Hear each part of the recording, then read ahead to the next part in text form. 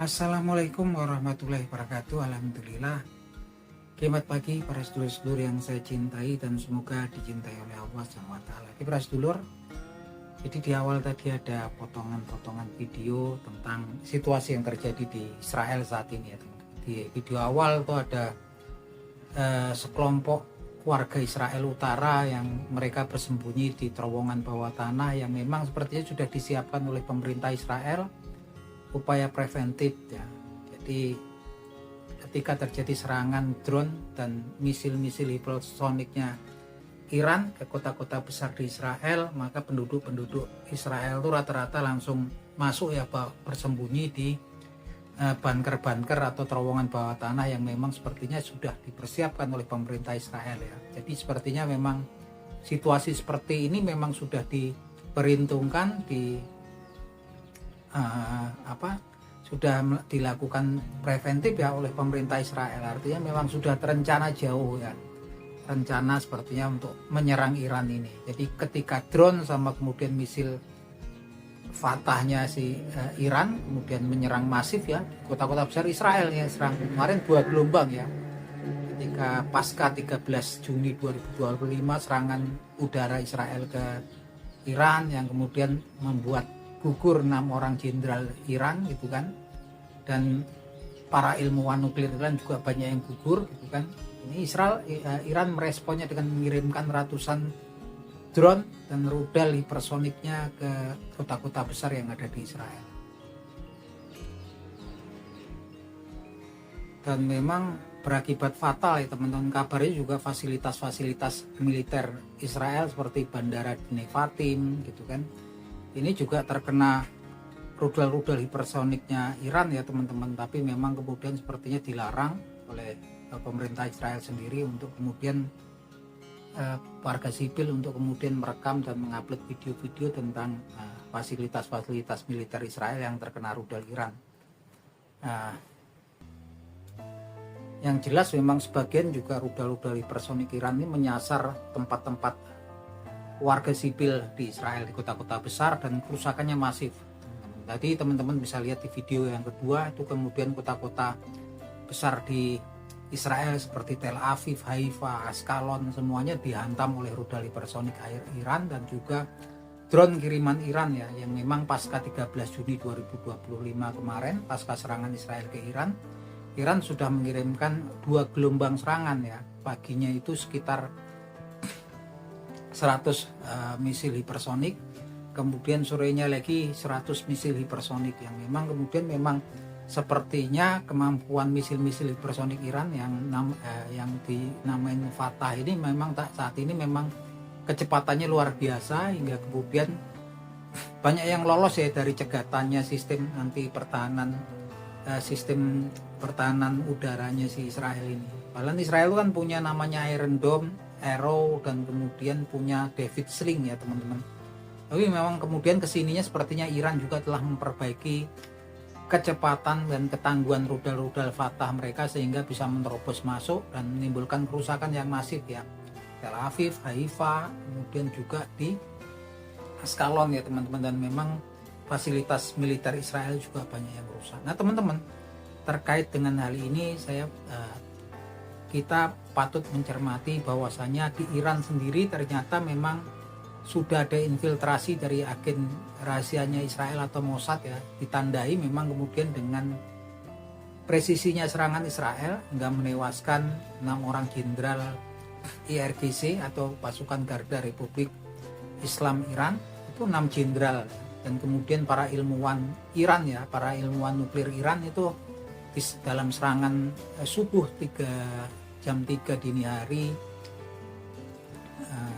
waktu Iran itu kan, mereka berhasil ditewaskan oleh angkatan udara Israel. Artinya memang di sini di Iran sendiri sudah banyak mata-mata dan intelijen Israel yang masuk ya, bisa jadi orang Israel ataupun mungkin orang Yahudi yang tinggal di Iran, ataupun juga orang-orang Iran yang memang kemudian sudah dijadikan agennya Israel gitu kan. Yang jelas teman-teman, perihal hal ini gitu kan, ini semakin memperjelas ketika Nabi Muhammad SAW jauh-jauh hari ya, sekitar 1450 tahun yang silam, dalam sebuah hadisnya yang diriwayatkan oleh sahabat Abu Bakar As-Siddiq menjelaskan ya tentang kehadiran Dajjal, rajanya kaum Yahudi yang ternyata memang keluarnya justru malah dari Iran. Yang bunyinya hadisnya sebagai berikut. Bismillahirrahmanirrahim. Ad-Dajjalu yahruju min ardil bimasriki yuqalu laha Khurasan. Yatba'u ad-Dajjalu mi Yahudi asbahan sab'una alfa alaihim tayarisa. Yang artinya sebagai berikut. Dajjal itu akan muncul dari wilayah bumi bagian timur yang namanya Khurasan. Terus diikuti lagi hadisnya satunya lagi. Dia akan diikuti, Dajjal itu akan diikuti oleh 70.000 orang Yahudi dari kota Asfahan yang mereka menggunakan Toyalisah.